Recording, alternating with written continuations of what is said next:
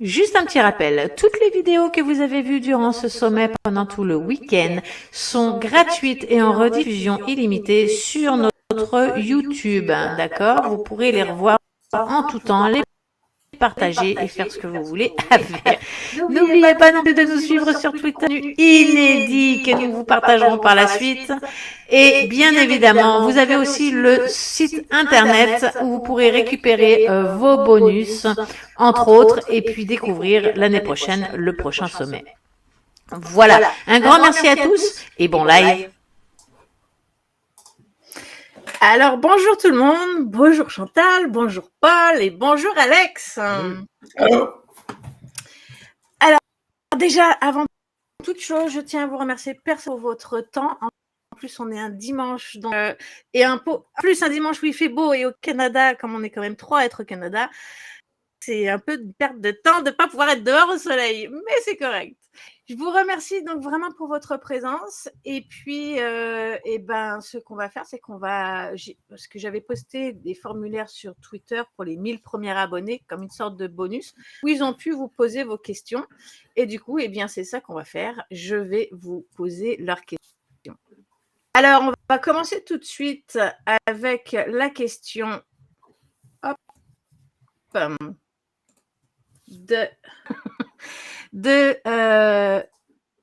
Attendez, j'ai le chat qui me cache mes questions. Voilà. Quels sont les critères et caractéristiques d'un bon projet crypto-monnaie? Et c'est une question posée par Nikis Mesmaël. Est-ce que pour cette question, vous pourriez répondre? J'aurais bien aimé avoir votre avis à tous les trois. Excellent. On commence peut par qui? laisser les femmes d'abord, peut-être. D'accord, merci. Oh yeah, ça paye. Yes, alors, si je réponds en tant que chef de projet, parce que j'accompagne aussi des projets, eh bien, ce sera surtout l'équipe, le planning et le financement. Mais si je réponds en tant qu'investisseur, c'est pas tout à fait les mêmes critères. Donc je dirais, en tant qu'investisseur, il faut toujours calculer le risque-bénéfice. C'est l'un par rapport à l'autre. Pour réduire le risque, un bon projet, il doit avoir des audits et je lis toujours les audits avant d'investir, évidemment, parce que des fois, il y a des pièges dedans. Mais il doit avoir des personnalités expérimentées et si possible dans les advisors, des gens qui ont une réputation à défendre ou carrément des VC qui vont les accompagner et qui veulent faire en sorte que ça marche. Donc ça, c'est le qui. Et puis aussi pour la réduction du risque, le vesting, l'inflation, la diluted market cap, pour qu'il n'y ait pas à un moment donné une distribution de tokens qui fasse chuter le prix parce qu'il y aurait une trop grosse force à la vente. Donc c'est vraiment les 3 aspects pour réduire le risque. L'audit, c'est pas une garantie absolue, mais ça réduit les risques.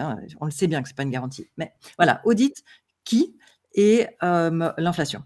Ensuite, donc ça c'était pour réduire les risques. Et maintenant, pour augmenter les bénéfices, je dirais, il faut que le token soit vraiment utile, que les gens ils aient envie de l'acheter. Et c'est hyper important, mais c'est quand même la base. Voilà, il faut qu'il soit désirable, etc. Et puis il faut qu'il y ait du marketing pour le faire savoir, parce que sinon tu peux faire un truc génial et personne ne va dessus. Et si personne ne va dessus, eh bien personne ne va dessus. Et si personne ne va dessus, eh bien personne ne va dessus parce qu'on va là où sont nos amis et là où tout le monde en parle, etc. Donc c'est l'effet réseau.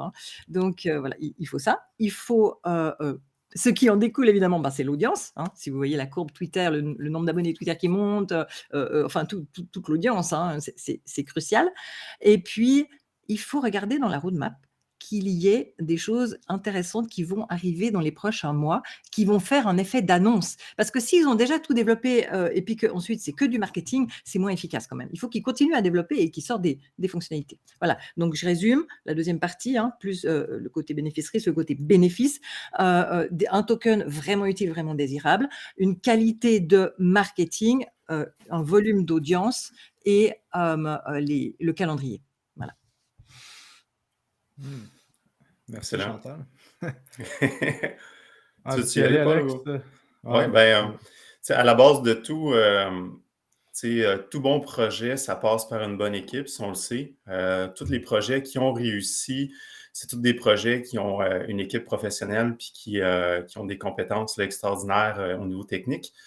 C'est sûr qu'au niveau un des aspects super importants, tu l'as mentionné tout à l'heure, Chantal, là, au niveau de l'économie, je pense que ça, c'est vraiment le critère qui est souvent sous-évalué de plusieurs. Il faut regarder l'inflation pour s'assurer qu'il n'y ait pas trop de jetons qui arrivent rapidement et qui fait dévaloriser le prix du jeton, mais aussi par rapport à l'utilité. Ça, c'est souvent comme au début, je portais pas vraiment attention à ça, mais il y a plusieurs utilités. Il y a des tokens de gouvernance, il y a des tokens qui permettent d'avoir des récompenses sur des plateformes d'échange. Donc là, c'est quand même un incitatif beaucoup plus que d'avoir un token de gouvernance. La plupart des jetons se mettent en staking aussi. On sait qu'avec le staking, ben, quand que les pourcentages annuels sont intéressants, ben, pour ma part, puis probablement pour la part du monde, quand on peut avoir du 100% de rendement annuel, c'est vraiment un gros incitatif à conserver. Fait que l'utilité, super importante. Le mécanisme aussi, par rapport aux jetons, est-ce qu'il y a un mécanisme qui va faire en sorte que ça va créer une demande? Puis c'est là que ça devient intéressant d'analyser l'économie, c'est de savoir, OK, là, c'est quoi mon type de jeton, mais c'est quoi aussi le mécanisme qui fait en sorte qu'il va avoir une demande par rapport au jeton? Est-ce qu'il va avoir un mécanisme de burn? Est-ce qu'il va avoir le staking qui réduit l'offre en circulation? Est-ce qu'il y a un mécanisme aussi de verrouillage des tokens, comme Curve? Ça, c'est un des projets que j'aime bien analyser parce qu'ils ont vraiment fait une très bonne économie, je trouve. Là. Eux, ils ont un mécanisme de verrouillage pour les investisseurs qui l'offrent pendant une certaine période. Ils leur donnent plus de rendement, mais c'est vraiment comme génial au niveau économique d'avoir pensé à ça. Au niveau du mécanisme, c'est super important.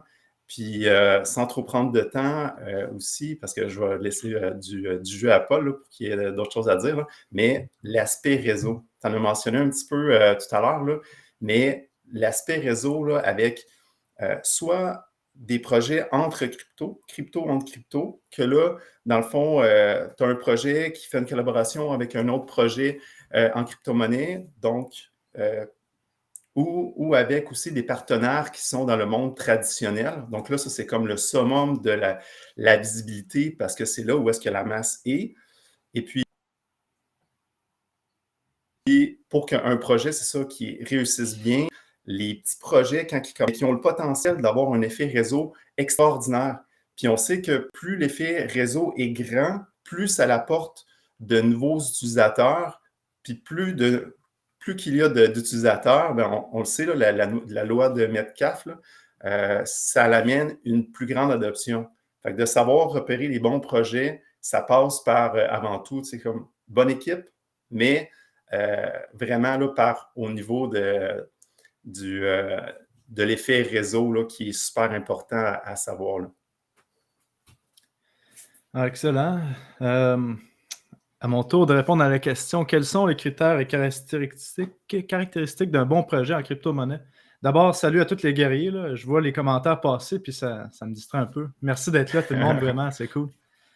Puis, je dirais les critères, les caractéristiques d'un bon projet, c'est est-ce qu'on parle d'un...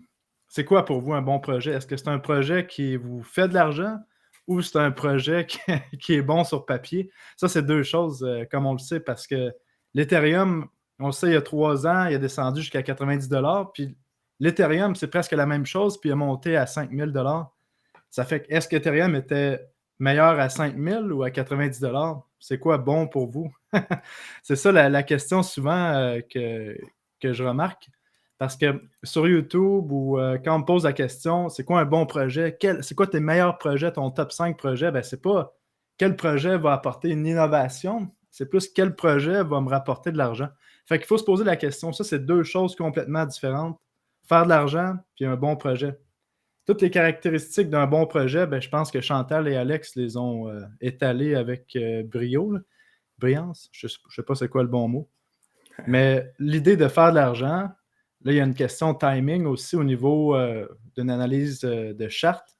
Puis aussi, il y a une question tu es arrivé au bon moment au niveau du cycle du sentiment, là, parce que, comme on sent en crypto maintenant, qu'est-ce qui crée de l'argent, c'est plus les narratifs que le storytelling derrière les projets. Puis là, l'idée, c'est d'avoir un projet qui a des bons fondamentaux, comme qu'est-ce que Alex et Chantal ont parlé, mais en plus qu'on ait le timing avec le storytelling, le narratif, puis c'est là qu'on voit des gros gains. Puis, c'est ça. Moi, j'aime avoir un bon projet qui fait des gains aussi. Fait que il y a le mélange des deux. Je sais pas qu'est-ce que vous en pensez de ça. Non. Oui, comme tu l'as dit, super important le narratif. Parce qu'on l'a vu, principalement en 2021, quand on analysait, puis on écrivait le livre, Paul, là, puis qu'on analysait toutes les pommes de narratif, là, il y en a eu quand même pas mal. Là, le pomme de Binance, de Solana, il y a eu les NFT pendant que le marché commençait à crasher aussi à l'été 2021. Fait que c'est de savoir anticiper dans un premier temps les narratifs, mais c'est quelque chose qui est assez dur à pouvoir anticiper. Mais quand on n'est pas capable de l'anticiper ou de l'attraper dans les tout débuts, c'est de savoir l'attraper justement avant qu'il parte trop loin, puis d'embarquer dans le bateau. Mais là, ça peut être quand même un jeu risqué, mais de suivre les narratifs, comme tu dis, tu as un bon projet, c'est pas parce que tu as un bon projet qui va nécessairement bien performer. Ça prend le hype au niveau des réseaux sociaux parce que les crypto-monnaies, comparativement à investir dans le monde traditionnel, c'est rendu un investissement social beaucoup plus que d'investir dans le Nasdaq. Là. Moi, ça ne m'excite pas. Là. Puis je ne vais pas en parler sur les réseaux sociaux que j'ai acheté des calls sur le Nasdaq. Alors que sur les crypto-monnaies, c'est différent. C'est comme on a les jetons, on s'approprie le projet, la communauté, on se craint tout entre nous. Fait qu'il y a un aspect beaucoup plus important. Puis le narratif, de savoir le narratif de l'heure sur les réseaux sociaux, super important. Puis on ne l'aura jamais parfaitement, mais de là à être bien diversifié, je pense que vous allez être tous les trois d'accord, là. Avoir des projets, des bons projets dans plusieurs narratifs, puis si ça te tente de sauter dans un bateau quand il commence à partir, de le faire un petit peu avec des projets qui n'ont pas pompé. On peut remarquer dans CoinGecko la section des plateformes, pas les plateformes, mais les catégories sur CoinGecko. Fait que des fois, il y a des lags là, au niveau de certains projets. Fait que c'est toujours possible d'attraper le train quand il part, puis c'est ça, de voir la tendance sur les réseaux sociaux parce que c'est là que ça part là, de nos jours. C'est ça, Alex, c'est ça, le capital se déplace. C'est ça, les gens pensent que l'argent disparaît, mais finalement, l'argent se fait juste se déplacer d'une catégorie à une autre. Puis là, ce qui est génial en ce moment, c'est qu'on voit que l'argent est dans les stablecoins, donc elle est prête pour entrer dans les cryptos, je pense, dans les prochaines semaines, espérons en tout cas. Ça fait un bout qu'elle est là. Oui. À force de dire ça, on commence vraiment tous à s'impatienter, là. Ah ouais? Alors, on va fêter ça là, quand ça va se mettre à descendre. Là. Moi, je rajouterais juste un tout petit truc à tout ce que vous avez dit. Je suis entièrement d'accord à tout ça. Pour moi, ce que je rajoute là-dedans, qui est vraiment important pour moi, c'est que le projet réponde à une problématique actuelle et qu'il y ait une solution, donc que ce soit une innovation qui propose une solution à un problème existentiel qu'on a à l'heure actuelle, que ce soit technologique ou pas, ça n'a pas d'importance, et que ce soit quelque chose vraiment d'extrêmement innovant finalement, mais qui répondent à une question, pas de l'innovation pour de l'innovation pour répondre et donner une solution à un problème. Ça, c'est pour ma part. Voilà. Bon point. Alors, on va continuer. Alors, la question suivante, elle est, vous allez voir. Où trouver les pépites? Question de Marius. On va laisser Paul répondre en premier. Ah, OK. Bon, à mon tour, je suis chanceux. Bon, où trouver les pépites? Il y a tellement de possibilités là-dedans. Puis, qu'est-ce qu'on définit comme une pépite? Là, ça dépend du type d'investisseur que nous sommes. Là. Si on est des gens qui préfèrent regarder des cryptos avec gros market cap, moyen market cap ou petit market cap, mais je pense qu'est-ce qu'on entend par pépites, c'est des crypto-monnaies à micro market cap, petit market cap qui sont inconnus, qui peuvent faire qui ont un gros potentiel de faire un 10x ou un 20x.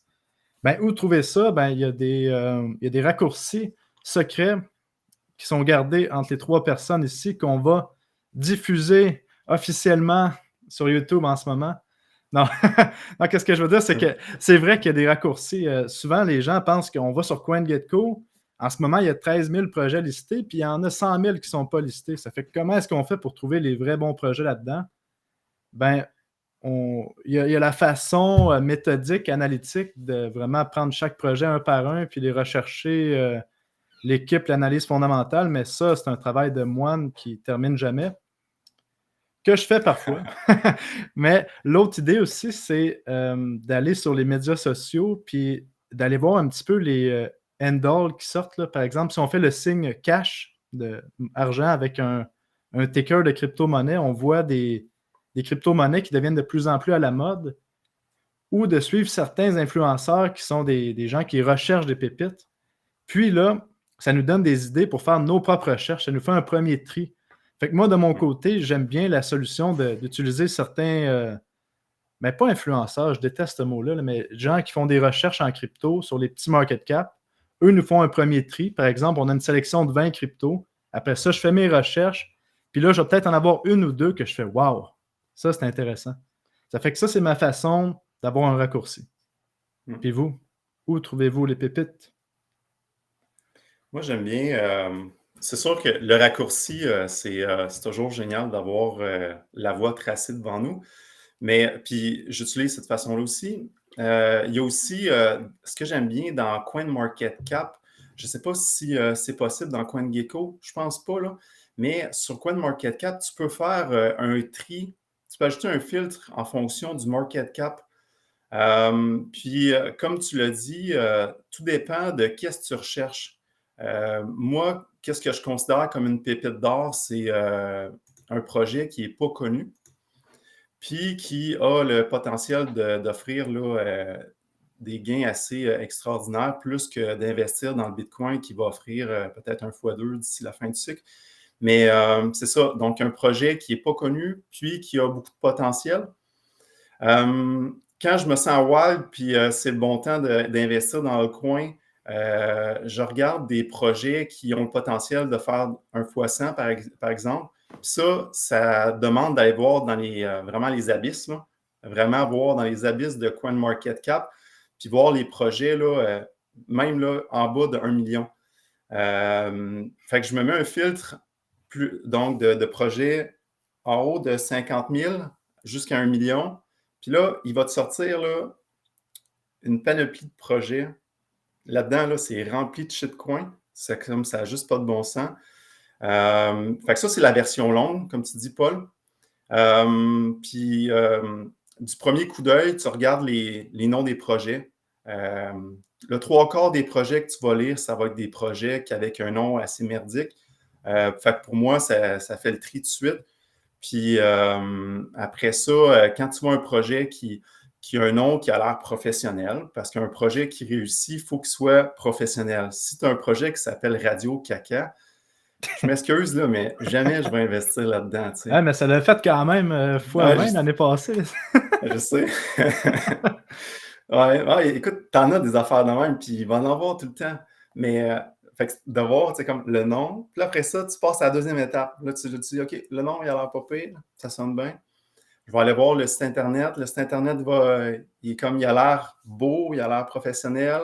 Oh, il y a une équipe qui n'est pas anonyme. Fait que là, tu dis, OK, fait que là, ce projet-là, il y a un petit market cap, ça a l'air sérieux. Là, tu commences tes étapes d'analyse fondamentale. Puis, fait que c'est ça. Ça dépend de la tolérance au risque. Puis, qu'est-ce que tu recherches? Si tu recherches un x100 puis tu es prêt à avoir plus de risques, ben chercher des projets en bas d'1 million, ça peut être une bonne idée. Si tu te dis, je vais avoir une pépite d'or, mais avec un peu plus de certitude, ben là, tu t'en vas sur KuCoin.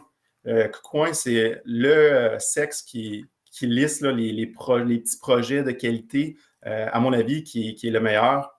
C'est pas que Binance, c'est pas bon, ou KuCoin, pas KuCoin, mais Coinbase ou tout ça. Mais généralement, quand ils sont listés sur Binance, c'est déjà des projets à plusieurs milliards. Puis si tu veux un projet pépite d'or que personne ne connaît, Tu peux pas comme rechercher, évidemment, sur Binance. Fait que sur KuCoin, c'est des projets c'est pas des projets sur les DEX souvent, ou qui l'ont été avant, mais fait qu'il y a un peu plus de certitude, c'est des projets avec un plus gros market cap, mais c'est des projets qui commencent aussi souvent quand ils commencent à être listés sur KuCoin, fait que ça peut être intéressant d'aller voir ça sur KuCoin, faire des recherches spécifiques sur la plateforme KuCoin, puis aller voir dans les derniers projets. Fait que il y a vraiment comme plusieurs façons de voir, mais la façon la plus simple, c'est de suivre les influenceurs, regarder qu'est-ce qui est hypé en ce moment. Mais quand il y a une chose à hyper sur les réseaux sociaux, souvent, c'est peut-être un peu trop tard. Peut-être pas tout le temps, mais ça dépend qui tu suis. Puis, c'est pas mal ça. Puis toi, Chantal? Alors moi, j'ai plein de sources et c'est justement ma spécialité de trouver les pépites. J'adore ça. Moi, je peux me relever au milieu de la nuit quand j'ai trouvé une nouvelle sorte de score, que je peux rajouter une colonne dans mes fichiers Excel. J'adore ça.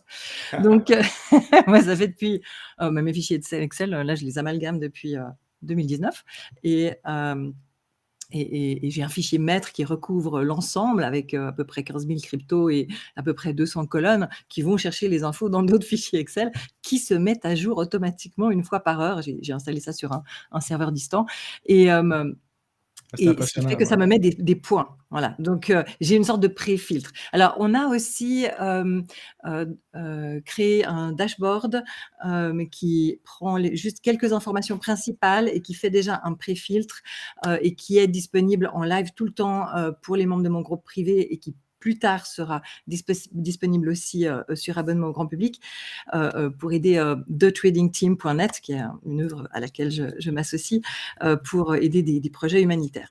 Mais dans les pépites que moi j'achète, j'ai cette source absolument géniale de mes fichiers Excel qui me disent lesquels ont le plus de potentiel. Mais ça, c'est que pour la partie qu'on peut automatiser.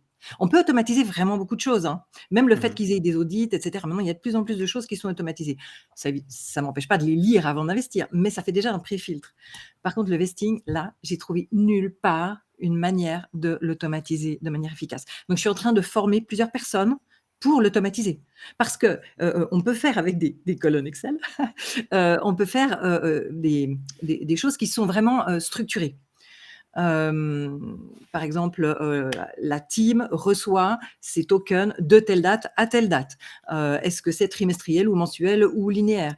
Quelle est la date TG? Le marketing, les différentes poches. Et puis ensuite, je peux mettre des scores parce que moi, ça fait depuis des années que je regarde le vesting, quel est l'impact en arrière sur le prix, ah ok, etc. Et je sais exactement, quand je regarde le tableau du vesting, je sais comment ça va se passer pour le prix. Bien sûr, ça dépend aussi de l'ensemble de l'écosystème.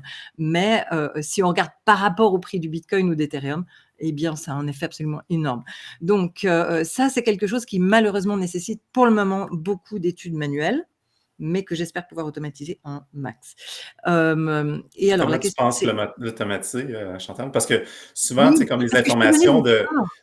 Je peux donner des scores, tu vois. Par exemple, si la distribution des tokens à la team et aux advisors et aux seed investors, hein, ça c'est enfin il y a quelques parties du vesting qui sont vraiment des mains faibles, qui vont vendre, en tout cas une partie. Par contre, il y en a d'autres comme l'apport de liquidité, les récompenses, le marketing. Ça s'équilibre. S'ils font bien leur job, ça amène des nouveaux clients et l'un compense l'autre et ça va pas faire chuter les prix. Donc, si je peux mettre des scores qui sont vraiment automatisés. Si la distribution du vesting à la team commence dans plus que 6 mois, alors tu rajoutes X points. Si il y a un groupe qui est main faible, qui a commencé à recevoir sa distribution depuis moins de 3 mois, tu enlèves des points. Moi, j'ai tout dans la tête, je sais exactement comment faire ça. C'est juste que c'est un boulot énorme. Mais voilà. Donc, je reviens à la question d'origine, où trouver les pépites. Pour moi, c'est dans les fichiers Excel, plus après une énorme analyse. Pour ceux qui sont dans mon groupe privé, eh bien, je leur raconte au fur et à mesure ce que j'achète, donc ça, c'est facile pour eux. Et puis, pour ceux qui sont dans ma formation, je remets à jour régulièrement la vidéo 3F, celle des petites pépites explosives. Voilà. Ah, wow. Excellent. Puis, je rajouterais un autre truc, parce qu'en vous écoutant, ça fait toujours ça. Hein? Tu sais, quand on écoute quelqu'un d'autre parler qui est intelligent, ça nous donne des idées intelligentes. Puis, c'est ça, je rajouterais dans les écosystèmes nouveaux qui sont à la mode, comme là, on voit, quand c'était le temps de la Binance Smart Chain, on a vu toutes les petites pépites sur la Binance Smart Chain exploser. Là, par exemple, ça peut être Near, qui a son écosystème qui se développe, qui va avoir des pépites dessus. Où trouver les pépites? Ben, dans les nouveaux écosystèmes qui deviennent à la mode, c'est merveilleux pour ça, parce que là, c'est des projets qui commencent au début, fait que c'est extrême risque, mais extrême récompense aussi si on attrape les bons. Puis l'autre truc aussi, ben, dans le narratif de l'heure. Si on a un nouveau narratif, par exemple, que les metaverses reviennent à la mode, ben, qu'est-ce qui va arriver? C'est que tous les projets de metaverse vont monter ensemble. Comme on dit en anglais, le rising tide, en tout cas, quand on a une marée montante, ça fait lever tous les bateaux. Ben, c'est pareil pour les cryptos. C'est pour ça que après, on peut essayer de trouver des crypto-monnaies à plus petit market cap dans le narratif de l'heure qui risquent d'avoir une augmentation plus exponentielle que les plus gros. Là. Fait que ça ressemble à ça. Oui, excellent. Oui, je suis d'accord avec tout ce que vous avez dit. Puis Chantal, moi je te rejoins, je suis comme toi, j'adore. J'ai des fichiers Excel dans tous les sens, sauf que moi j'utilise Google Sheet, mais c'est la même chose. J'ai un système de points, je suis exactement comme toi. Je trouve que le système de points est génial, ça nous simplifie la vie, c'est extraordinaire. Voilà. Non, mais il faut qu'on s'entraide, Stéphanie. On va se faire un petit workshop un de ces jours. On va s'entraider. Ouais. Alors, on va continuer avec la prochaine question. Alors, elle est pour Alex. En quoi les analyses on-chain sont-elles utiles? Et puis, je vais te mettre tout de suite la question d'après qui n'est pas la même personne, mais c'est sur le même sujet. Donc, ça, c'est la part de Sam. Et nous avons Steph qui nous demande, est-ce que les statistiques on-chain sont fiables? Avons-nous assez de recul dans le temps pour s'y fier? Voilà. Oui, super bonne question. Je commence par laquelle? Celle-là que je vois à l'écran? Alors, l'autre, c'était en quoi les analyses on-chain sont-elles utiles? Ben, tu sais, comme en ce moment, avec le marché actuel, on s'entend, il y a beaucoup d'incertitudes. On est vraiment dans une phase de déni. Là, les gens ne croient plus au marché des crypto-monnaies, pensent qu'on se dirige vers un bear market. Souvent, techniquement, oui, tu peux analyser le prix d'une action, le prix d'une crypto-monnaie, puis dire, bon, ben, on est toujours dans une tendance haussière. Ce que je pense que c'est le cas à court terme. Depuis le début de l'année, on fait toujours des bas qui sont de plus en plus hauts. Excuse-moi. Fait que là, c'est là où est-ce que rentrent en compte les outils on-chain, c'est que dans un marché qu'au point de vue technique, tu vois ce que tu vois à l'écran, puis tu vois les données passer. Avec les données on-chain, ça te permet de comprendre le marché dans lequel tu es investi. Savoir c'est qui les acteurs de marché. Est-ce qu'il y a plus d'investisseurs court terme? Est-tu dominé par les investisseurs long terme? Justement, avec les données on-chain, un outil que j'aime bien, là, qui est disponible sur Glassnode, c'est la position nette des investisseurs long terme. Ça, écoute, c'est comme, il y a vraiment là, tu comprends les outils on-chain, tu peux comprendre bien des choses en crypto-monnaie, puis tu te mets en avant de 99% des gens qui sont investis là-dedans. Mais pour revenir à l'outil, ça nous montre qu'en 2021, les investisseurs long terme, qui sont en général la smart money, ont investi, là, ils ont accumulé pendant toute l'année 2021, puis ils n'ont pas commencé leur période de distribution. Puis historiquement, ces gens-là distribuent lorsque le marché est en force. Ça ne veut pas dire qu'ils ne peuvent pas distribuer comme en ce moment. C'est juste que si ça se passe, ça va vraiment se passer pour le marché des crypto-monnaies. Mais ce que ça me dit, c'est que c'est ça, les investisseurs qui connaissent le marché, les minières, les investisseurs long terme, ont accumulé. On voit qu'il y a de moins en moins de réserves de Bitcoin sur les plateformes d'échange. Ça va amener comme un choc à un moment donné. De plus en plus de Bitcoin illiquides. Quand on parle de Bitcoin illiquide, c'est des gens qui transfèrent leur Bitcoin dans leur portefeuille personnel. Parce que souvent sur les réseaux sociaux, je vois souvent des gens dire not your keys, not your cryptos.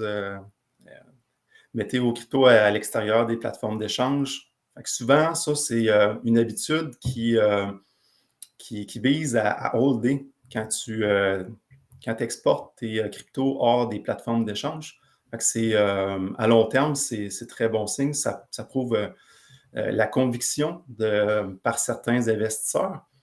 Puis, par rapport au hash rate, tu peux voir des données par rapport aux compagnies minières qui soutiennent la santé du réseau. Je ne sais pas aujourd'hui, là, mais je pense qu'on n'est pas loin du sommet historique. Fait que là, encore là, ça montre la conviction des compagnies minières à vouloir faire fonctionner leurs machines. Parce que faire fonctionner leurs machines, ça coûte là, énormément d'argent en termes d'énergie. Mais ces entités, ça nous montre qu'ils sont prêts à faire rouler leurs machines pour miner des bitcoins, pour potentiellement en retirer un bénéfice. Il y a des données par rapport au marché des dérivés, les produits institutionnels, parce qu'on sait que c'est une porte d'entrée des institutions. En 2021, comme vous connaissez probablement GBTC, je sais que Cathy Wood, là, qui gère le fonds ARK Investment, ont beaucoup investi dans GBTC, mais des quantités là, comme monstrueuses là, de Bitcoin qu'ils détiennent. C'est assez impressionnant. Au 200 000 Bitcoins, je pense qu'ils ont. Mais comme les produits institutionnels, ça a été un des facteurs pourquoi le prix du Bitcoin a autant augmenté, parce qu'il y avait beaucoup d'intérêt, puis on voyait comme la prime. Quand on achète des produits institutionnels, il y a l'effet de la prime là, que faut comprendre. Puis ça montre un peu quand c'est suracheté, les produits institutionnels, là, tu vas avoir une prime là, qui va être positive, puis que ça va coûter plus cher par rapport au prix marché. Mais ça pour dire qu'il y avait une prime de 40% là, à un moment donné sur GBTC parce qu'il y avait tellement de demandes. Donc, pour revenir à la question, à quoi ça sert? Ben, c'est justement comme aujourd'hui que le marché est incertain. Les gens sont craintifs parce que je n'entends parler qu'il y en a plusieurs qui pensent que le marché, ça ne va pas bien, malgré plusieurs facteurs qui nous montrent le contraire. Mais donner de la conviction, puis holder dans les moments comme aujourd'hui, parce qu'il faut avoir des bases pour avoir une théorie. C'est bon d'avoir des théories, puis c'est une bonne... ça permet d'avoir une vision vraiment 360 sur le marché, là. Puis la deuxième question, je vais y aller plus rapidement, je ne vais pas prendre tout le temps. Si c'est fiable, oui, je dirais que oui. Historiquement, c'est fiable. C'est juste qu'il faut garder en perspective que le Bitcoin sera de moins en moins volatile. Il y a une dilution aussi du Bitcoin. Je pense que ça a un effet sur certains outils on-chain avec des altcoins. Fait que c'est de garder ça en tête, savoir que les cycles, il y a de moins en moins de gains, sont de plus en plus courts, une dilution. Donc, s'attendre à une volatilité qui est moindre sur les outils on-chain. Fait que ça ne veut pas dire que si, mettons, vous regardez, l'outil le plus simple, je trouve, c'est qui n'est pas nécessairement un outil on-chain, là, mais l'indice de Mayer, que là, tu te dis, OK, à chaque fois là, que ça a été dans le passé à 4 et plus, je vends là. Mais si tu te dis ça, probablement que ça n'arrivera pas dans le futur. Puis même là, on n'a même pas atteint un niveau de 4 dans notre cycle actuel. Donc, c'est de revoir nos standards puis de s'ajuster avec qu'est-ce qu'on pense qui va arriver dans le futur. Puis, mais pour la fiabilité, c'est très fiable. Puis, ça nous donne vraiment une photo là, très... ça nous permet de voir qu'est-ce qu'il y a en arrière-scène. Puis pour moi, je trouve que c'est important de le savoir quand tu es investi dans les crypto-monnaies. J'aime comprendre, probablement comme toi, Stéphanie, Chantal, Paul, on veut comme toujours savoir les choses qu'on ne sait pas, mais avec l'on-chain, ben, ça te permet de voir beaucoup de choses à ce niveau-là. Beaucoup de choses qu'on ne voit pas avec les autres outils d'analyse. D'ailleurs, je vais vite jumper. Pour ceux que ça intéresse, je vous invite à aller regarder l'analyse on-chain, donc la vidéo qui a été faite par Alexandre lors de ce sommet. Vous le trouverez en rediffusion sur la chaîne YouTube du sommet. Voilà. Et attends, Alexandre, quand j'ai vu cette vidéo-là, que Stéphanie vient de montrer, je me suis dit, ce type, il est génial, il faut que je m'abonne. J'ai été m'abonner, j'ai vu, mais c'est Alexandre, je suis déjà abonné. Non, non, vraiment, vraiment, t'assures, c'est impressionnant. Et puis, je voudrais juste en profiter pour donner une petite astuce à notre audience. C'est que, bon, on parle souvent du 1% des plus gros portefeuilles qu'on peut voir sur Glassnode, mais Glassnode, il y a plein de cryptos qui y sont pas. Alors moi, quand je la trouve pas sur Glassnode, je vais dans Into the Block, donc app.intotheblock.com. Et là, bon, bah, je choisis une crypto. Et là, dans le menu de gauche, je vais sur Ownership et ensuite Holdings Distribution. Et là, je clique sur les 4 plus petites sortes de portefeuilles pour avoir que les gros. Et comme ça, je regarde sur l'année qui vient de s'écouler, sur les 12 mois écoulés, est-ce que c'est plutôt en montée ou en descente? Voilà, donc je voulais juste donner ce petit tuyau parce que maintenant, je le regarde aussi souvent que Glassnode. Ah ouais. Ah, mais merci, Ouais. Chantal, je connaissais Puis, pas. puis Chantal aussi, ça j'en parle dans ma formation, là, parce que j'ai passé là, comme juste, sérieusement, là, les données on-chain en ce moment, j'ai comme une écœur en titre, là, tellement que je l'ai faite pendant les derniers mois, là, surtout avec la formation que j'ai bâtie. Là, mais ça me fait plaisir de parler ça pareil, parce que je crois, puis il y a vraiment beaucoup de choses là, que j'ai appris là, ces derniers mois. Là, mais il y a aussi Into the Block, là, c'est vraiment génial. Là, j'ai trippé à voir ça. Mais il y a le Check on Chain aussi, que c'est le fondateur de Glassnode qui a son propre site. Puis c'est vraiment comme super, là, les informations qu'il y a là-dessus. Into the Bitcoin aussi. Le site internet de Willy Woo, une mine d'or d'informations, parce que ce gars-là, c'est une relique. Là, c'est comme la sommité du on-chain. Là. Oui, alors le summum, c'est quand tu as Bill Clemente et Willy Woo ensemble dans un live. C'est trop bien. Ah ouais. Ouais. Mais, T'as raison, Willy Woo est génial. Ouais, je pense qu'il manque un peu d'expérience, mais Willy Woo, c'est comme. Ouais. Ouais, et puis il est serein. Il est C'est serein. pratiquement lui qui a inventé les analyses on-chain, là, Willy Woo. Là. Puis aussi, moi, Ouais. ce que j'aime des analyses on-chain, là, c'est que, comme disait Alex, c'est que c'est pas. C'est variable dans le temps, là, plus que la capitalisation augmente, puis les gains vont être de moins en moins élevés sur le Bitcoin. Puis là, qu'est-ce qui est intéressant, c'est qu'il y a des données on-chain sur d'autres crypto-monnaies qui s'en viennent aussi. Ça fait que j'imagine qu'on va avoir un peu le même cycle que le Bitcoin. Fait que ça va être analysé quand même, comme on voit l'Ethereum puis les cryptos à plus grosse capitalisation. Puis moi, ce que j'aime, comme on a parlé dans le livre, puis je pense qu'on parle tout souvent, c'est de coupler l'analyse on-chain avec l'analyse technique, l'analyse fondamentale. Puis quand on a toutes les choses qui arrivent au même moment, au même endroit, souvent c'est formidable. Là. Mhm. Puis l'autre Ouais. point que j'aime des analyses on-chain, là, c'est qu'on a des données d'insider. Vous savez, comme en ce moment, les compagnies pharmaceutiques, on voit tous les insiders, là, donc tous les gens de l'organisation qui vendent, qui dompent les shares sur les nouveaux entrants, parce on voit ça dans les grosses compagnies, là, quand les dirigeants veulent s'en aller parce qu'ils ont fait une fraude ou quelque chose qui s'en vient. Mais ça, on ne le voit pas avant la fin du trimestre, qu'on sait que c'est les insiders qui ont vendu. Fait qu'il faut attendre 3 mois. Versus les données on-chain, on le sait maintenant. Ça fait que ça nous donne un edge vraiment sur le marché crypto versus le marché des actions, puis un peu plus de transparence. Fait que je trouve ça vraiment... non, c'est bien. Puis je pense qu'on n'a pas encore réussi à avoir tout le potentiel On n'a pas réussi à extraire toutes les données qu'on peut sortir, là, des données on-chain. Ouais, les altcoins, comme tu dis, Paul, par rapport aux altcoins, il y a un petit rattrapage à faire. Mais il y a certains outils, Coinmetric, il y a certains altcoins, Glassnode aussi, mais c'est des altcoins qui sont plus reconnus, plus haut dans les top CoinGecko. Mais ça serait intéressant d'avoir comme plus de données sur les dérivés. Je sais qu'il y a certains outils que je connais qui montrent des outils comme le niveau de levier, les open interest, le taux de financement des altcoins, mais en ce moment, c'est vraiment le Bitcoin. Là. Je pense qu'il y a plus d'historique, oui, plus mais de données en ce moment. Il ne faut pas oublier que les analyses on-chain, c'est quelque chose de nouveau. Ça a 1 an, 1 an et demi, 2 ans maximum. C'était pas populaire du tout avant. On n'avait pas ces informations. Donc, il ne faut pas oublier qu'une fois de plus, c'est le début du début du début. C'est depuis 2013, mais vraiment que Glassnode a comme vraiment embarqué là-dedans. Puis avec CryptoQuant, c'est comme les deux pionniers, plus, disons, depuis 2019. C'est ça. Mais c'est comme, c'est quelque chose qui est comme, c'est plus complexe. Là. Avant d'arriver aux analyses on-chain, tu vas d'abord comprendre c'est quoi un altcoin, puis après ça, comprendre les narratifs. Puis il y a comme une évolution là, qui est dans la logique des choses. Hein. Et il y a des experts qui sont absolument incroyables aussi en francophonie. Il n'y a pas que Willy Woo.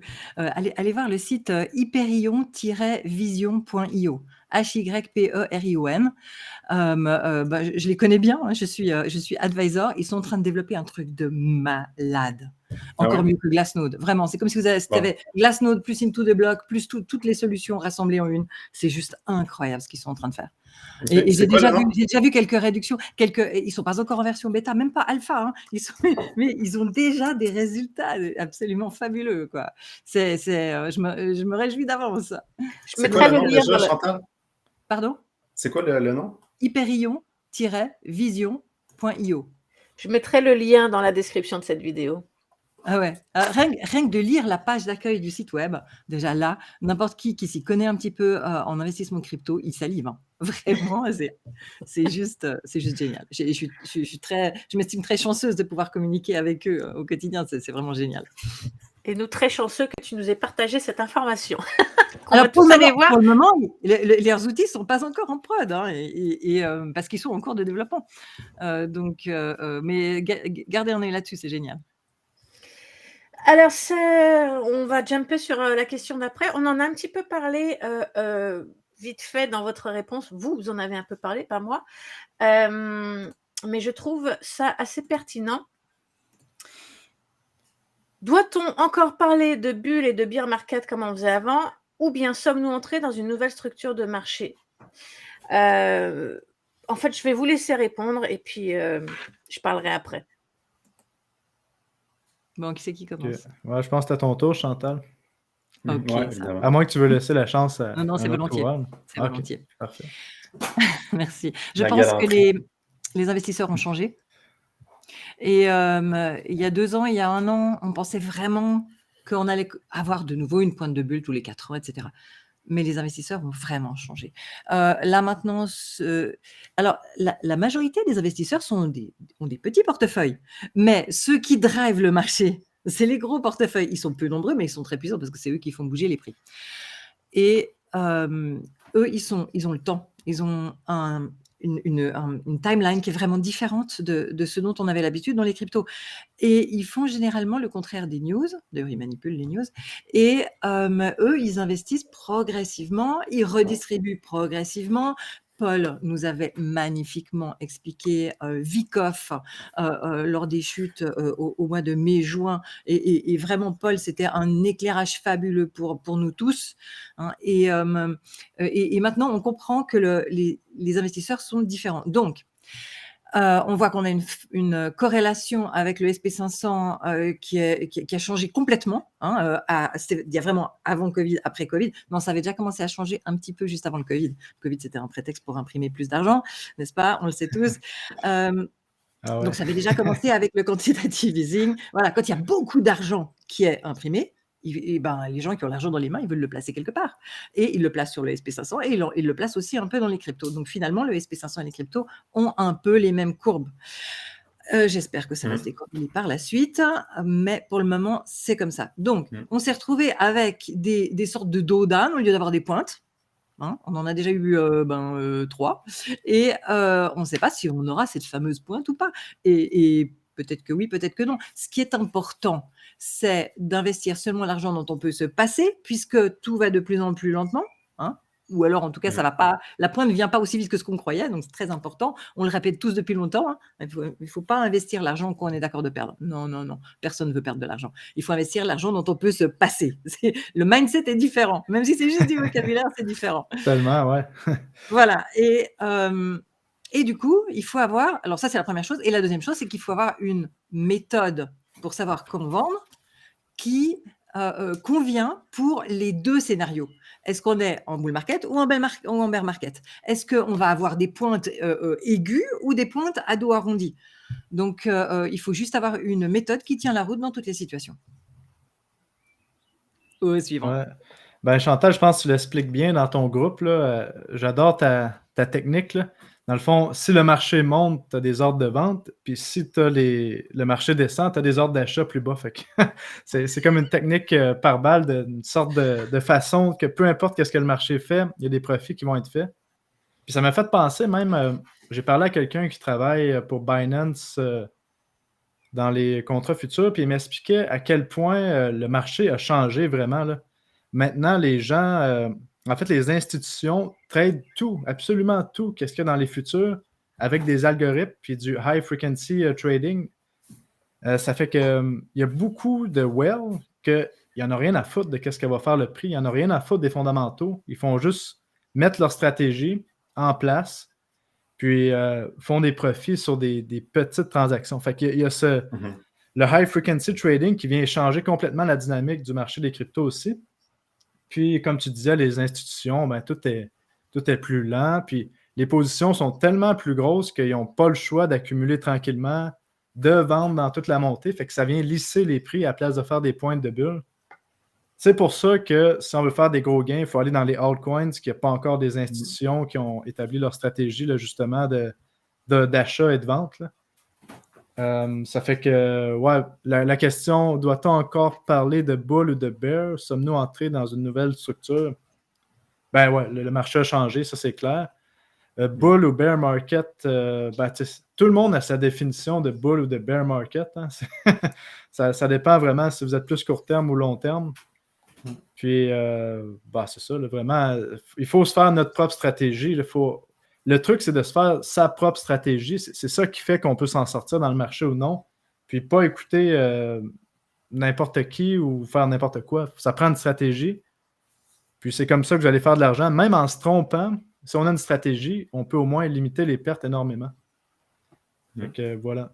Alex, je te laisse la parole pour la question. Oui. Bon. Ouais, ces derniers temps, je travaillais beaucoup.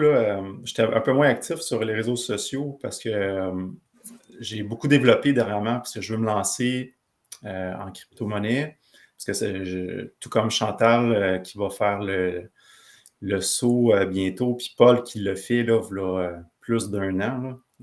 C'est un mot audacieux, mais finalement, ça l'a beaucoup lancé pour la suite. Mais ça pour dire que j'avais un peu moins de temps justement pour être sur les réseaux sociaux. Puis des fois, c'est une bonne chose parce que c'est vraiment épuisant de suivre l'état du marché sur les réseaux sociaux. Je ne sais pas si c'est comme ça pour vous, là, mais... Puis en plus, tu sais, comme Twitter, puis les autres types de réseaux sociaux, c'est vraiment fait pour être addictif, là. Fait que des fois, décrocher, ça peut vraiment comme donner un souffle.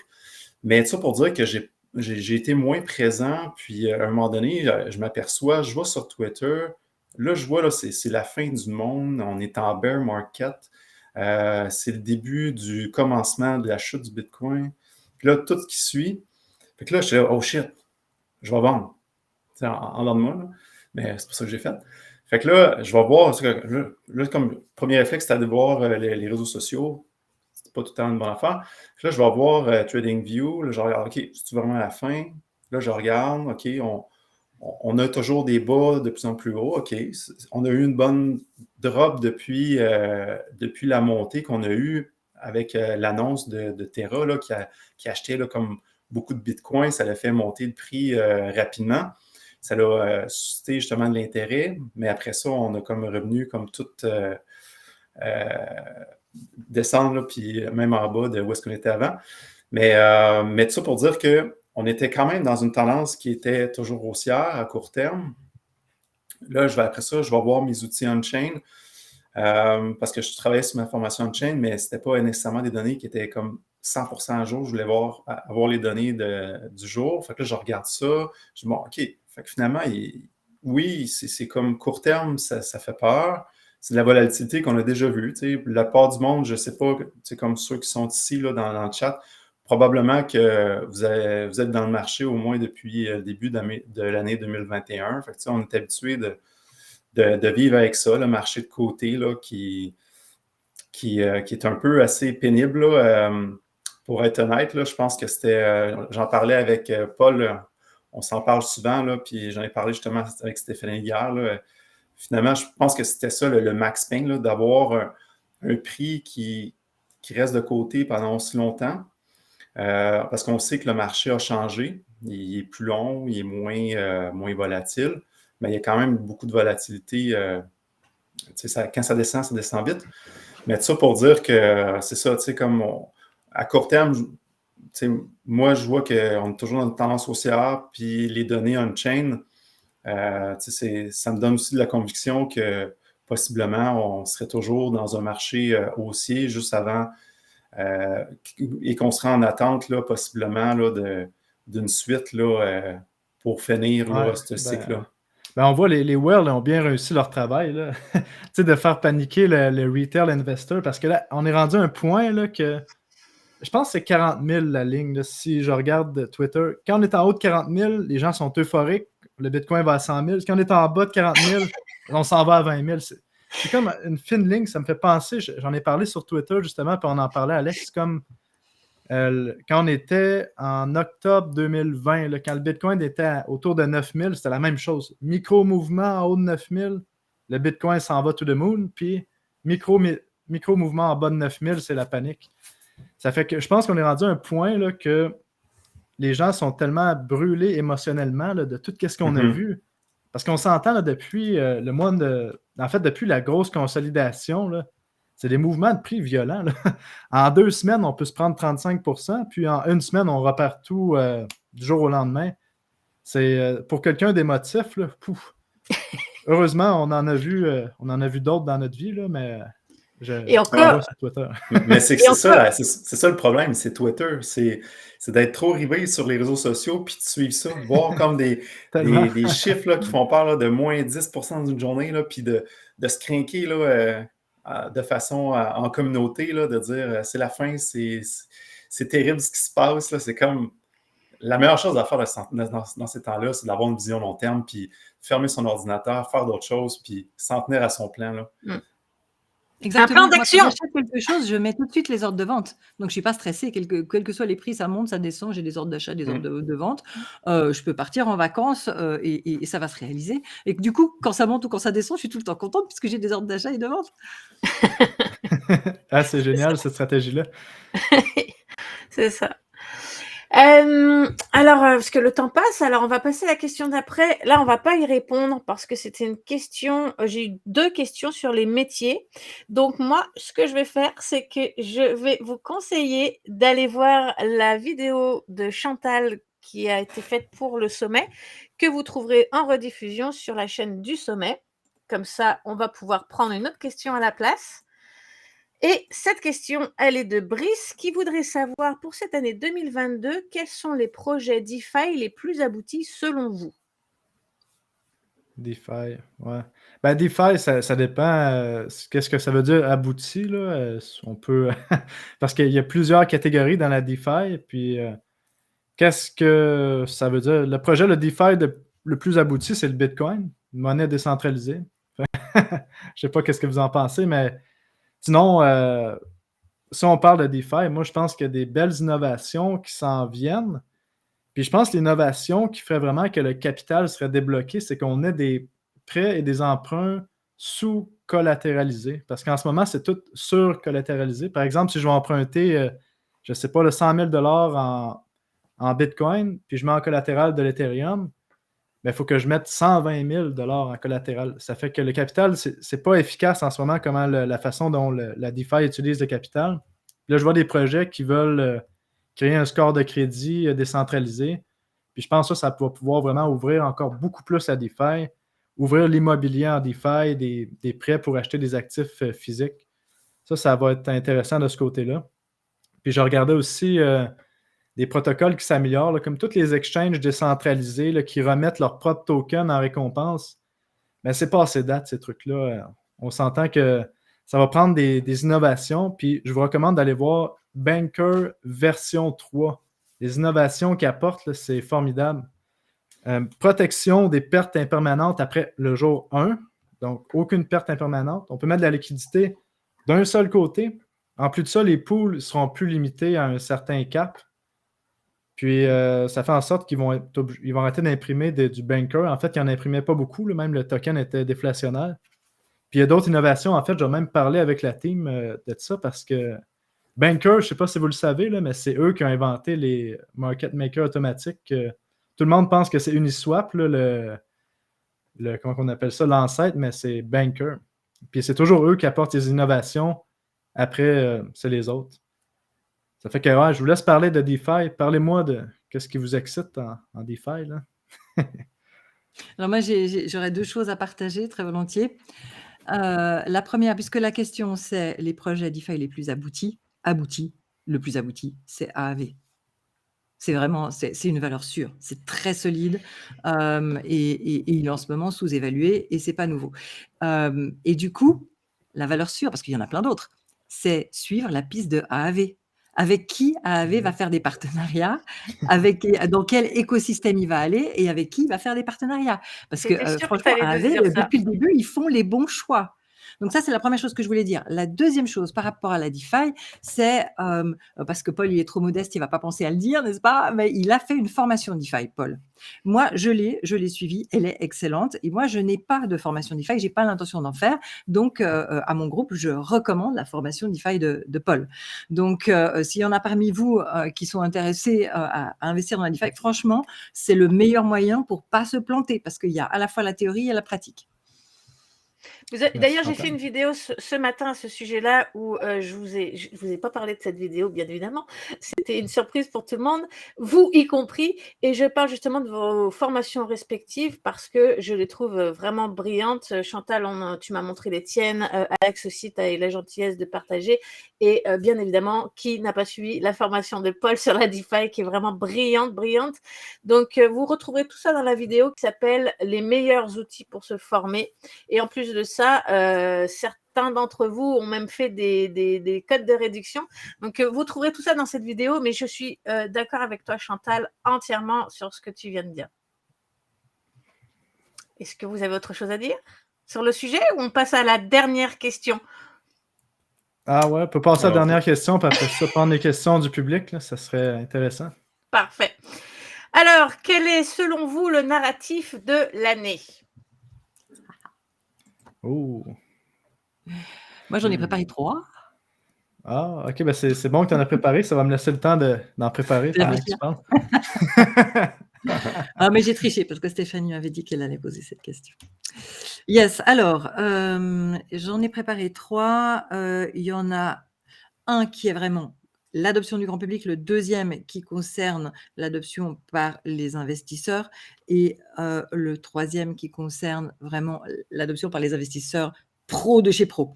Donc, le premier, c'est le métaverse. Hein. On a eu une petite bulle, mais c'était rien du tout par rapport à ce qui nous attend.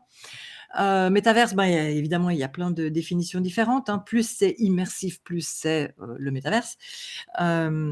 Mais je pense que le métaverse, l'argent va arriver là-dedans par 2 biais. D'abord le gaming, qui est un public qui est déjà conquis par tout ce qui est virtuel, et qui va avoir de plus en plus des outils sophistiqués où c'est pas seulement l'appât du gain, mais c'est aussi le plaisir de jouer et de s'éclater et de vivre des émotions fortes, comme par exemple, on parle toujours de Star Atlas et Illuvium, hein, qui seront très vraiment triple A, belle qualité. Mais souvenez-vous, c'est pas toujours les premiers qui font le plus d'argent, hein, c'est ceux qui ont le plus besoin de convaincre. Donc voilà, on verra bien. Mais pour le moment, c'est ces deux-là. Et donc ça, c'est pour l'arrivée du grand public. Et évidemment, tout ce qui se développe sur The Sandbox. Donc là, ça va être massif. Mais vraiment massif. Voilà, donc ça, c'est le métaverse grand public gaming et puis le métaverse grand public outils professionnels. Souvenez-vous, au début d'Internet, il y avait beaucoup de résistance. Hein. C'est pour les vendeurs de drogue, c'est pour les pirates, c'est pour ceux qui veulent regarder des films porno, etc. Et Internet a vraiment eu l'adoption dans le grand public par les emails. Souvenez-vous, ça a commencé par les emails au bureau et après, on a commencé à prendre les emails à la maison. Voilà, je pense que ça va faire pareil pour le métaverse. Il va y avoir des entreprises qui auront besoin de collaborer. Maintenant, il y a tellement de gens qui travaillent à distance et de le faire de manière immersive, c'est beaucoup mieux pour collaborer, infiniment plus émotionnellement prenant pour créer un esprit d'équipe et collaborer efficacement que juste des fenêtres Zoom, hein, où on est juste des hommes troncs. Hein. Là, vous savez même pas si je suis habillée en bas, quoi. Hein. Enfin bref, on s'en fout. Je sais qu'Alex n'est pas habillé, en tout cas. Il n'est jamais habillé en bas. Voilà. Excellent. Et donc, je disais, Le métaverse, ça va être un des gros narratifs et il y aura 2 portes d'entrée, le grand public gaming, et aussi les événements, sur, Decentraland, des concerts, des formations, il va y avoir plein de choses, hein. Donc le métaverse, le grand public arrive et puis le métaverse, les outils, professionnels et tout s'accélère. La bulle internet. Il y a eu un moment où les investisseurs se ruaient sur n'importe quelle entreprise qui rajoutait un .com et qui disait: «Je vais ouvrir, hein, une marketplace sur internet». Et ensuite, ben, il y a eu la chute de la bulle internet parce qu'ils disaient: «Ben, finalement ces marketplaces, ça rapporte pas beaucoup d'argent, hein, c'est pas encore rentable». Donc ils avaient raison, mais ils étaient trop en avance. Ça a pris un certain temps avant que ça remonte vraiment parce que les gens n'étaient pas connectés. Mais maintenant, tout s'accélère parce que tout le monde est connecté et tout va très, très, très vite. Donc le métaverse, on a déjà eu une petite bulle qui a permis d'apporter de l'argent pour développer des solutions. Parfait. Maintenant, il va y avoir une grande bulle qui va apporter encore beaucoup plus d'argent pour développer des solutions. Il va sûrement encore y avoir des chutes, des remontées, des chutes, des remontées, mais ça va être de plus en plus rapide. Et après, on arrivera sur le plateau de productivité et le nombre de personnes qui vient actuellement dans des métaverses blockchain est tellement petit par rapport au public cible potentiel, aussi bien professionnel que gaming, que privé, etc. Mais c'est juste le jour et la nuit. Donc, je pense que vraiment là, ça va être quelque chose de massif en 2022. Et ensuite, ça va continuer avec des périodes hautes, des périodes basses et que ça va ne faire que s'amplifier. Ouais. Voilà, ça c'est le premier narratif de l'année. Et puis le deuxième, pour les investisseurs, un peu plus professionnel, mais je pense qu'il y aura aussi des outils pour les investisseurs un peu plus débutants. Mais le narratif, à mon avis, un des narratifs qui va bien marcher, c'est la finance décentralisée sur Bitcoin. Alors moi, je ne suis pas Bitcoin maximaliste. Non, il y a plein d'autres choses géniales en dehors de Bitcoin. C'est juste que sans Bitcoin, la blockchain, je veux dire, les gens qui imprimaient de l'argent se retrouvaient en prison avant Bitcoin. C'est nos fondations. Si tu dois faire un cadeau de naissance qui sera ouvert dans 18 ou 20 ans, ce sera du Bitcoin. Il y aura plein d'autres choses merveilleuses qui vont arriver d'ici là, mais Bitcoin, je suis sûre qu'il existera encore et qui vaudra plus que maintenant. OK. Donc Bitcoin, c'est celui qui plaît au gouvernement, hein, le premier gouvernement au monde qui a adopté une crypto-monnaie, c'était du Bitcoin. La première grosse ville au monde qui a adopté une crypto-monnaie, c'était Miami, c'est sur une blockchain qui repose sur Bitcoin. Et l'inconvénient, on critique toujours Bitcoin, son code bouge pas, et cetera. Mais non, c'est pas vrai, il y a sans cesse des petites améliorations, mais le grand public s'en rend pas compte. Ouais, Mais c'est en vrai. fait, il y a maintenant des outils qui construisent par-dessus Bitcoin, de la même manière qu'il y a des outils qui construisent par-dessus Ethereum sans qu'on ait besoin tout le temps de faire des transactions Ethereum. Vas-y, Paul. Ouais, ok. Ben, Michael Saylor a validé ta thèse du DeFi sur Bitcoin parce qu'il a pris un prêt de 200 millions sur son entreprise macro-stratégie, pas micro, collatéralisé par ses Bitcoins. Fait qu'il vient de créer une nouvelle classe d'actifs auquel on peut collatéraliser des prêts. Ça Ouais, fait que puis- maintenant, Excellent. dans la Puis- DeFi, puis ça ça- va bien. Ça, je sais pas là, mais je pense qu'il y a comme très peu de projets qui sont dans le DeFi par rapport au Bitcoin. Il y en a quand même pas mal et ça vient de plus en plus. Et on n'en a pas besoin de beaucoup. On a surtout besoin Non. de qualité. J'espère qu'un jour AAV va s'y mettre. On verra bien. Ah ouais, ça serait fou. Hein. Mais pour le moment, si vous allez voir sur le blog de CoinGecko, il y a un schéma très agréable. Je peux te donner le lien, Stéphanie, comme ça tu le mettras en commentaire, où on voit vraiment les différents écosystèmes et les différents outils. Hein. Il y a Sovereign, Paul, dont tu as parlé sur ta chaîne Ouais. aussi. Il y a comment s'appelle déjà celui qui est utilisé par la ville de Miami. Il y en a plein. Et puis il y a le Lightning Network. Qui pour le moment n'a pas de crypto-monnaie et qui n'en aura probablement jamais, mais les outils qui utilisent le Lightning Network, c'est vraiment la panacée. Tu payes ton café, tu payes quasiment rien comme frais et tu as une validation quasiment immédiate. Donc, je pense que ça va monter. Et alors, où va l'argent? L'argent va dans la DeFi, en majorité. Et la smart money aime Bitcoin. Donc, à partir du moment où on a des projets solides qui permettent de faire de la DeFi sur Bitcoin, eh bien ça, je pense qu'on va avoir une belle bulle. Et je pense qu'elle sera probablement en 2022, peut-être 2023, mais je crois plutôt probablement en 2022. Voilà. Et déjà, on voit qu'il y a déjà énormément de Bitcoin qui sont kidnappés au format Ethereum pour faire de la DeFi, hein, de toute façon. Hein, ça, c'est pas nouveau, ça se fait déjà depuis plusieurs années. Ouais. Voilà, donc ça, c'était le deuxième narratif. Et le troisième, c'est la mutualisation de la liquidité. On va là où est la liquidité quand on veut faire des transactions. Et elles sont pour le moment encore beaucoup en silo, chacune dans leur blockchain. Et les bridges qu'on a, on a vu qu'ils sont fragiles, ça n'arrête pas de se faire hacker, c'est une vraie catastrophe. C'est vraiment un pot de miel, c'est un point faible.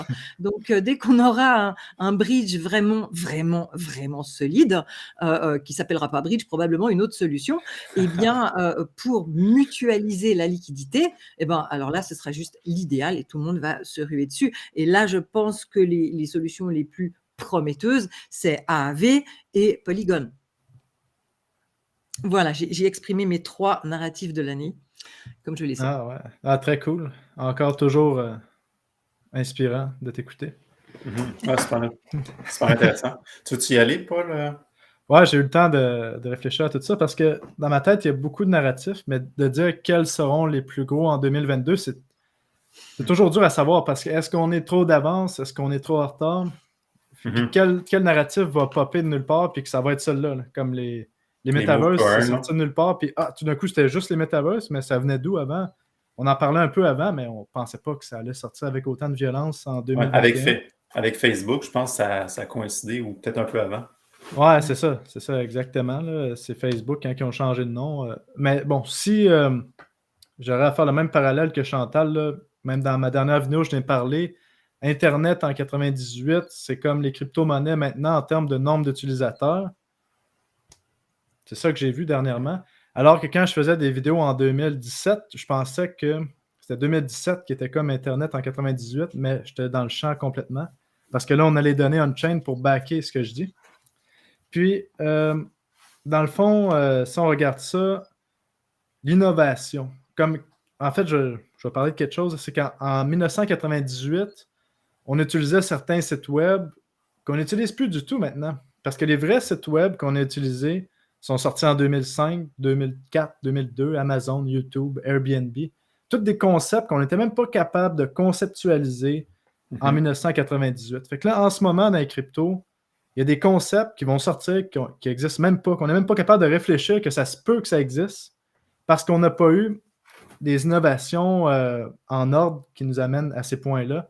Comme j'expliquais dans la vidéo, là, par exemple, si la lettre Z, c'est l'application, la killer app que tout le monde va utiliser, là, on est peut-être juste à la lettre C.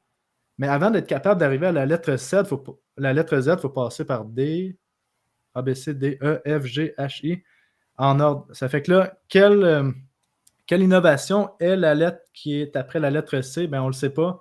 Puis ça va être ça les courants pour 2022.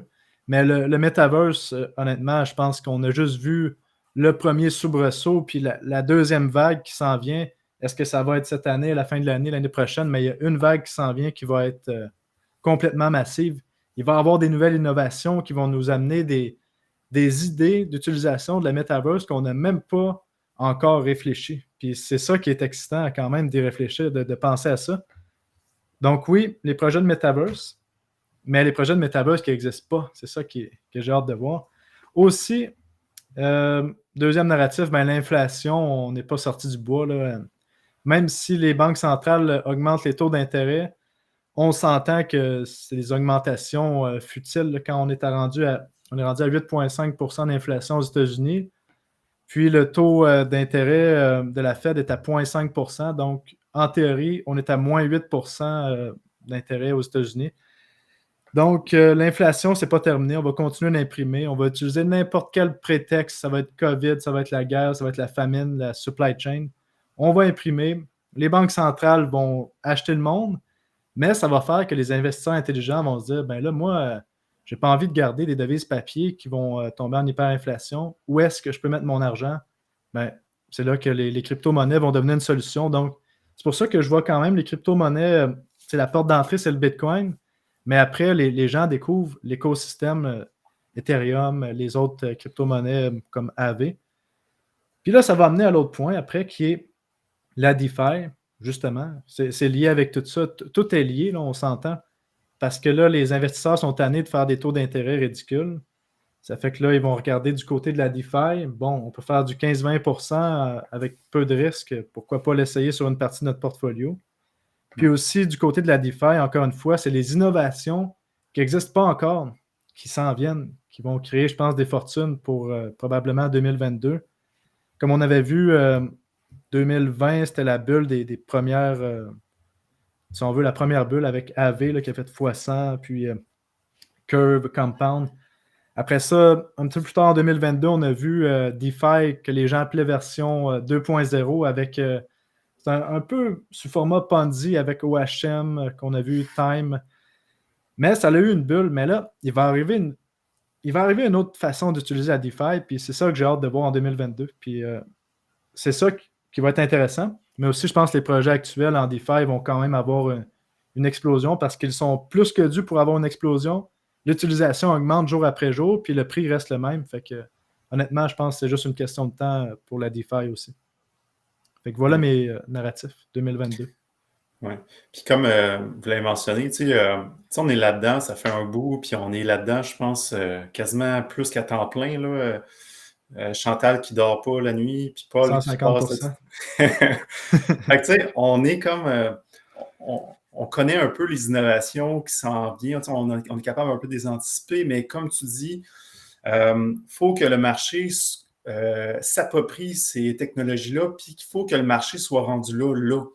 Puis pas avoir une technologie qui va révolutionner le monde, mais en 2025, parce que là, actuellement, le marché ne saisit pas une technologie. Fait que c'est une courbe d'apprentissage, puis faut, dans le fond, oui, des narratifs qui vont apporter là, des solutions, des innovations, mais aussi que le gap entre l'innovation puis où est-ce que le marché est, il ne faut pas que ce soit trop grand. Il faut que les gens en crypto-monnaie puissent comprendre c'est quoi.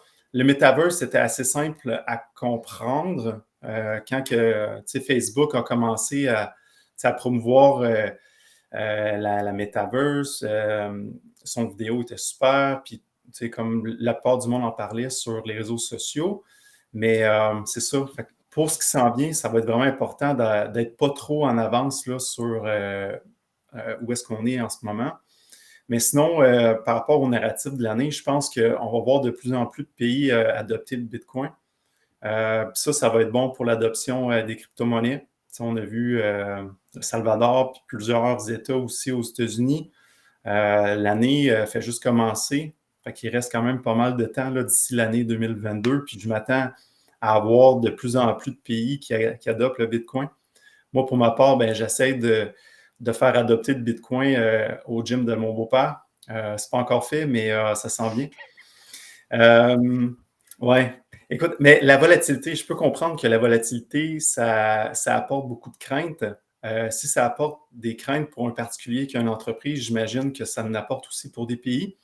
Mais je crois beaucoup que 2022, on va voir beaucoup plus de pays se lancer et dire que le Bitcoin est une alternative. L'effet domino, je pense qu'il est vraiment commencé. Puis ça a été commencé là, par un pays super audacieux, qui est le Salvador. Fait que ça va certainement être un narratif. Puis, la plupart des pays vont accepter probablement, pour commencer, le Bitcoin. Donc, le DeFi par rapport au Bitcoin, super bonne idée. Si j'avais, en tant que pays, puis je pense même le Salvador a fait un partenariat avec Sovereign, si je dis bien ça, sauf que à voir si c'est un bon moment. Puis sinon, les données, on sait qu'on est dans une ère de données. On consomme plus que jamais les données informatiques avec le streaming, Netflix. Sur Amazon, tu peux streamer. On est tout le temps devant nos ordinateurs. Fait qu'on crée une quantité gigantesque de données. Fait que tous les projets qui vont justement alimenter cette économie de données-là, je m'attends que ça performe bien tôt ou tard, là, si ce n'est pas en 2022, un peu plus tard, mais on sait que l'économie de données, c'est là pour rester, puis ça va juste s'accentuer. Oui, je suis assez d'accord là-dessus aussi. Ouais. Je partage ça, cette opinion. Eh bien, si vous n'avez pas d'autres choses à rajouter sur le sujet, on peut prendre quelques questions du public si ça vous dit. Non, ça ne me dit pas, je veux rentrer chez moi. On est déjà à la maison. Là. Ok, alors on y va. Je vais enlever ça et mettre ça à la place. Alors, je vais répondre moi-même à cette question de Hervé. Qu'est-ce qu'on pense de Realty? Je vais t'adresser la vidéo de Chantal qu'elle a faite pour le sommet, que tu retrouveras en replay sur du sommet, où justement elle répond à cette question. Est-ce que vous voulez rajouter quelque chose sur le sujet? Non. Non. Ok, parfait. Non. Alors ensuite, Chantal, on aimerait savoir, il y a eu plusieurs questions pour savoir comment rejoindre ton groupe Telegram.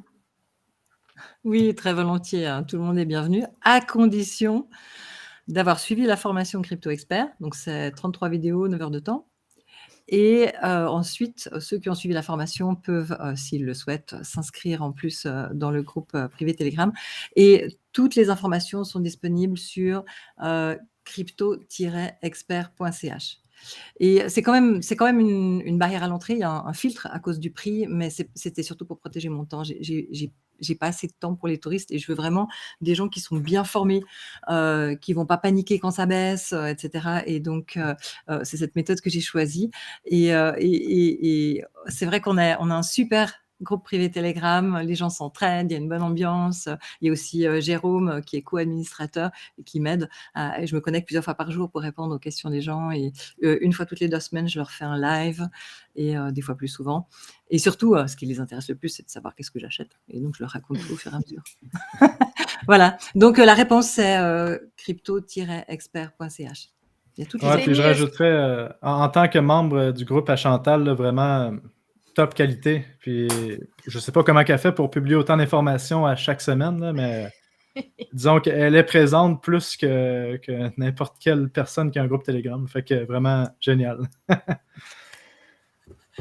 Est-ce que vous avez vu passer des questions auxquelles vous voulez répondre ou est-ce que je continue avec la liste que moi j'ai préétablie? Ouais, vas-y. Ici, il y en a plusieurs qui demandent un top 3 crypto. On peut la placer, si tu veux, à la suite de tes questions. Ok, alors, parfait, je vais la retenir celle-là aussi. Je vais juste répondre à celle-là. Oui, il y aura une rediffusion. Tous les lives sont rediffusés sur la chaîne du sommet, comme toutes les autres vidéos, gratuitement et accessibles en tout temps. Voilà. Ensuite, eh bien, on peut faire le top 3, justement, si ça vous tente. Oui, je vais me lancer. Par rapport à ce que j'ai dit tout à l'heure, par rapport aux données informatiques, on a eu Theta qui a eu une belle performance, là, une seule performance là, pendant la dernière année, là, mais à la fin de 2020, début 2021, mais une solide performance. Ça fait extrêmement longtemps qu'il est en consolidation. Fait que je m'attends tôt ou tard, lorsque le marché va reprendre, ça serait pas étonnant de revoir des belles performances de Theta.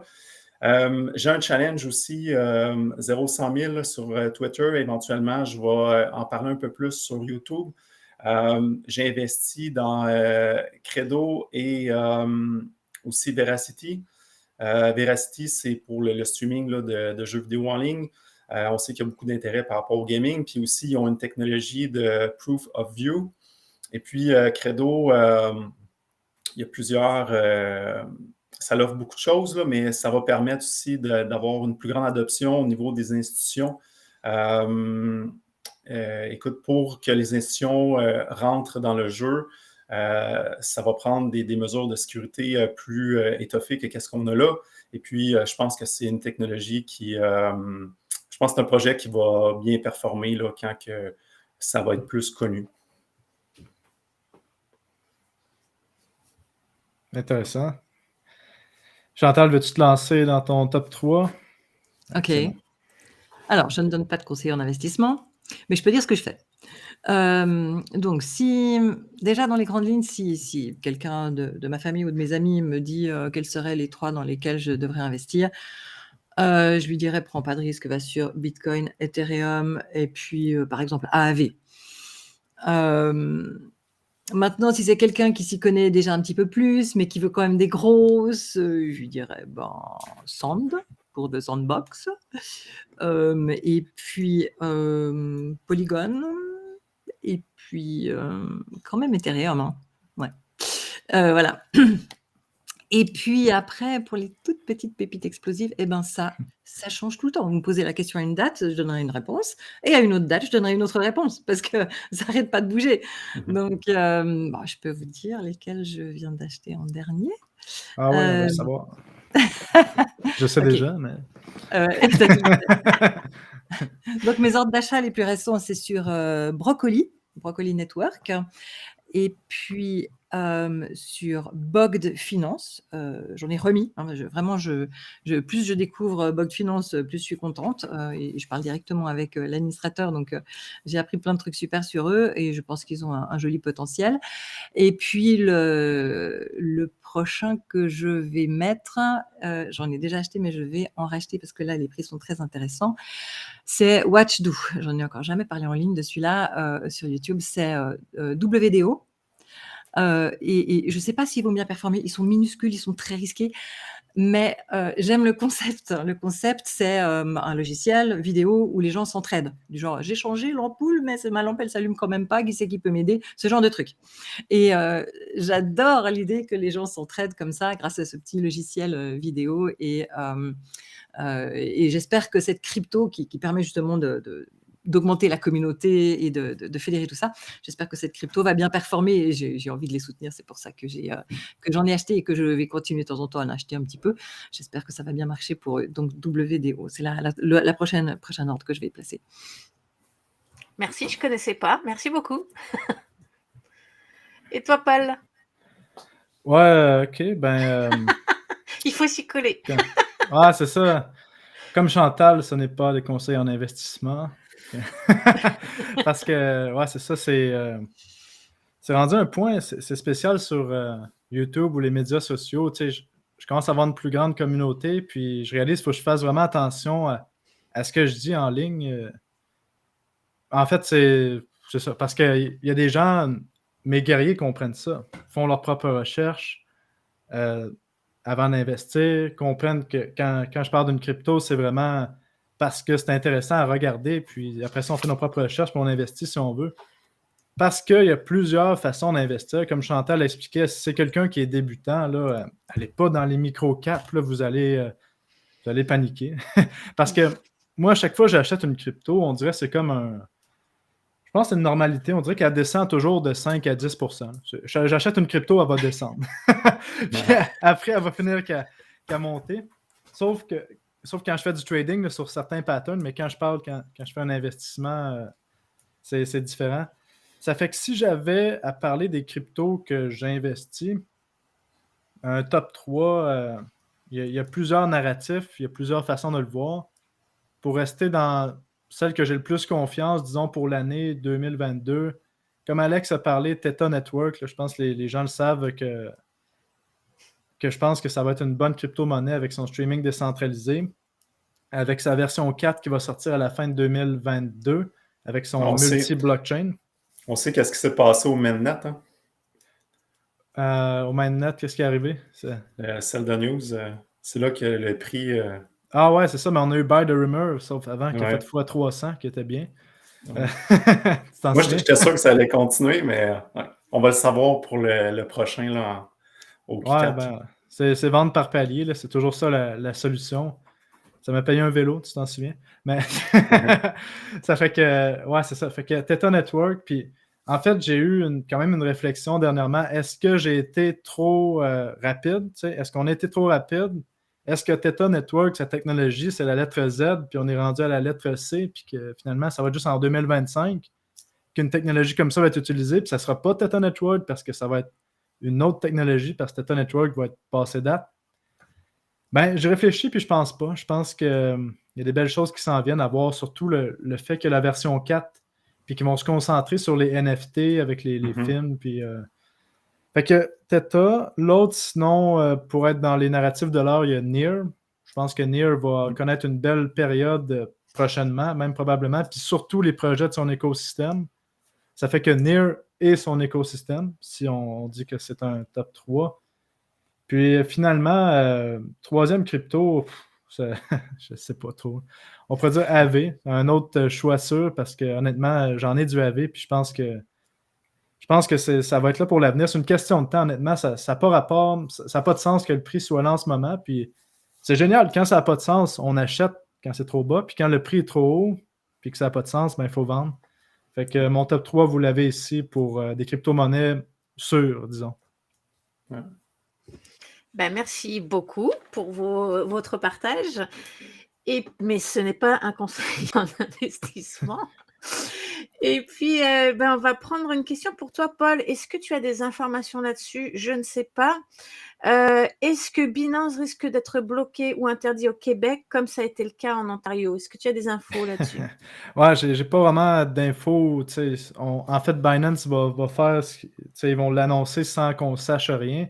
Mais qu'est-ce qu'on sait ici au Québec, c'est que les gouvernements sont vraiment pas crypto-friendly. C'est non, ici, je me suis même fait fermer un compte de banque parce que j'ai essayé d'acheter du Bitcoin avec, vous voyez, de façon unilatérale.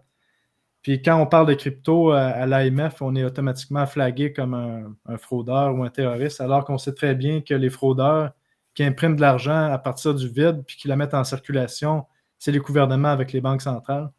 Mais ouais, est-ce que pour revenir à la question, honnêtement, aucune idée. Aucune idée là-dessus par rapport à ça. Ok, parfait. J'ai vu passer une question aussi sur... alors, je ne l'ai plus. Ah, si, elle est là. Est-ce que vous pensez que l'écosystème de NEAR pourrait être une menace pour l'écosystème de Cosmos?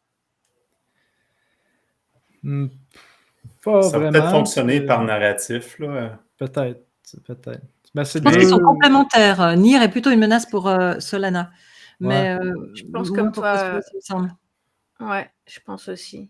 Puis Cosmos aussi, ça reste qu'avec le IBC, c'est vraiment une autre technologie, c'est ça, vraiment différente, qui est à part de tous les autres projets, puis sont pas encore compatibles avec Ethereum. Fait que je pense pas que c'est une menace, non? Oui, je ne penserais pas non plus. Alors, que pensez-vous de Nervos? Nervos, c'est je quoi connais déjà pas. ça, Nervos? J'avais regardé dernièrement, mais on dirait que j'ai un blanc. Je vais aller voir sur CoinGecko. C'est une blockchain, il me semble. Moi, je ne peux pas me prononcer, je ne l'ai pas étudié comme il faut. On va être obligé de passer à la prochaine question, mais on Ouais. va étudier. Alors, la prochaine, eh bien... Alors, je vais vous mettre ça en attendant pendant que je trie les autres. Est-ce que le Lightning pourrait changer la donne? Oui. Le Lightning Network Bitcoin, c'est ce qui manquait à Bitcoin. C'est-à-dire qu'on puisse faire des transactions rapides, pas chères. Et quand on voit sa courbe d'adoption, elle est exponentielle. Et du coup, Lightning, c'est pas une crypto, mais ceux qui utilisent Lightning, oui, ça peut changer la donne. Parce que c'est inarrêtable, le Bitcoin. On peut pas désinventer la roue. Et du coup, Lightning Network, il est vraiment décentralisé. Et comme Bitcoin est vraiment décentralisé, oui, bien sûr, un pays pourrait interdire les nœuds Lightning Network dans son pays. Mais en fait, ce serait juste lui qui se coupe de la technologie. Ce serait juste le pays qui en pâtirait. Donc, oui, je pense que ça peut vraiment changer la donne. Ouais, j'ai le même avis. Oui, moi aussi, je pense. Surtout pour aider à démocratiser, puis à faire connaître le Ben finalement aussi. Puis, bon, bref, tout un tas de choses, comme tu l'as dit, c'est vrai. Et puis, on va prendre une dernière question.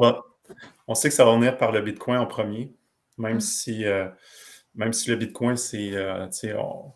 j'ai beaucoup plus d'altcoins que de Bitcoin, là, mais on sait que l'adoption par les pays, ça va venir par le Bitcoin. Fait que c'est sûr que, comme Chantal dit... Je pense que il n'y a personne à intimider pour Bitcoin, il n'y a personne à arrêter, ils peuvent rien faire. C'est pour ça que je pense que le Bitcoin, c'est pas forcément avec ça qu'on va faire de l'argent maintenant. En revanche, je pense que c'est une monnaie à avoir, comment dire, de réserve de valeur.